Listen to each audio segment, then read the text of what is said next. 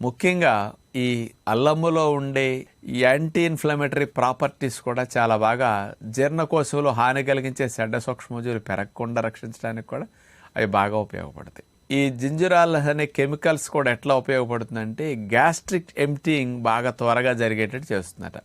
ఆహార పదార్థాలు త్వరగా జీర్ణమై త్వరగా పొట్ట నుంచి ఖాళీ అవడానికి, గ్యాస్ట్రిక్ ఎంప్టీయింగ్ చేయటానికి ఈ అల్లములో ఉండే కెమికల్ కాంపౌండ్స్ స్పెషల్గా ఉపయోగపడతాయి. తద్వారా ఏమవుతుందంటే పొట్టల ఆహార పదార్థాలు పొలవకుండా కిందకు త్వరగా జరిగి వెళ్తాయి అన్నమాట. గ్యాస్ట్రిక్ ఎంప్టీయింగ్ స్పీడ్గా ఉండటం వల్ల పొట్ట బ్లోటింగ్ రావటం కానీ, భుక్తాయాసం కానీ, త్రేన్పులు కానీ, గ్యాసెస్ ఇట్లాంటివన్నీ బాగా తగ్గుతాయి అన్నమాట.